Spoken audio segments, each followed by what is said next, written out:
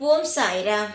என் அன்பு செல்லமே, வரும் வியாழனுக்குள் உன் கையில் ஒரு அழகான ஒரு வாழ்க்கை கிடைக்கும். தங்கமே, இப்பொழுது வாழ்ந்து கொண்டிருக்கும் வாழ்க்கையில் உனக்கு எந்த ஒரு சந்தோஷமும் கிடைக்கவில்லை. மற்றவர்களால் மனம் காயம்தான் படுகிறது. எல்லாவற்றையும் அனுசரித்து போகலாம் என்று நினைத்தாலும் அதை யாரும் விடுவதும் கிடையாது என்று நீ சொல்லி இந்த வாழ்க்கையையே வெறுத்து விட்டேன் என்று என்னுடைய ஆலயத்திற்கு வந்து என்னிடம் அழுதாய். அதனால்தான் நான் ஒரு முடிவெடுத்து விட்டேன். நீ மிகவும் விரும்பும் நாள் வியாழக்கிழமை அன்றே இந்த அற்புதத்தை செய்து விடுவோமே என்று நான் முடிவெடுத்துதான் வரும் வியாழக்கிழமை உன்னுடைய வாழ்க்கையில் ஒரு மிகப்பெரிய அற்புதமான ஒரு விஷயம் நடக்கும்.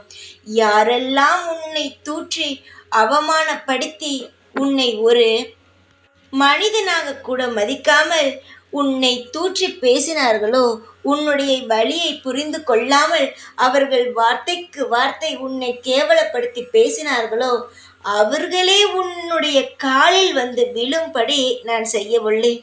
உன்னுடைய வாழ்க்கையில் நீ எந்த முயற்சியுமே எடுக்கவில்லை.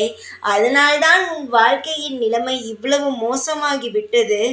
உன் வாழ்க்கை இவ்வளவு மோசமாகி இருக்கிறது என்று தெரிந்தே நீ இன்னும் எதற்கும் முயற்சி எடுக்கவில்லை. நீதான் உன் வாழ்க்கை கெடுத்து விட்டாய் என்று பல பேர் பலவிதமான வார்த்தையால் உன்னை காயப்படுத்தினார்கள் பார்.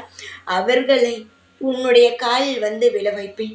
தங்கமே, உன்னுடைய வாழ்க்கையில் யாருக்கும் தெரியாமல் நீ செய்து கொண்டிருக்கும் முயற்சியானது வெற்றி பாதையை நோக்கி செல்ல தொடங்கிவிட்டது. அதை நீ நிச்சயமாக புரிந்து கொள்வாய். இதுவரை தோல்வியை மட்டும் பார்த்த உன்னுடைய செயலானது இனி வரும் காலத்தில் வெற்றியை மட்டும் பார்க்கும். அதிகமாக கவனத்தை உன்னுடைய செயலில் மட்டும் செலுத்து. ஏனென்றால் மற்றவர்கள் பேச்சை காதில் வாங்கும் பொழுது உன்னுடைய கவனமானது சிதறலாம். அவர்கள் பேசுவதை மனதில் எடுத்துக்கொள்ளலாம்.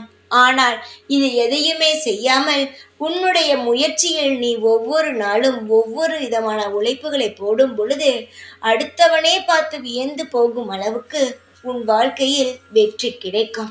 இதில் எந்த மாற்றமும் கிடையாது. நீயே பார்த்து வியப்பாய். எனக்கு நன்றி சொல்வாய். சாயி, நான் தேடிய வெற்றியை தந்து விட்டீர்கள். என் வாழ்க்கையில் விளக்கேற்றி விட்டீர்கள். நான் இப்படிப்பட்ட வாழ்க்கையை தான் கேட்டேன் என்று நீயே சொல்லி சந்தோஷப்படும் அளவுக்கு உன் வாழ்க்கையில் நல்ல நல்ல விஷயங்கள் இனி ஒவ்வொரு நாளும் நடக்கும். நீ எதை நினைத்தும் கவலைப்பட வேண்டிய அவசியம் கிடையாது. உன்னை நினைத்து கவலைப்பட்டு உன்னுடைய வாழ்க்கையை சரி செய்து உனக்கு பொன் போன்று தர இங்கு நான் இருக்கிறேன்.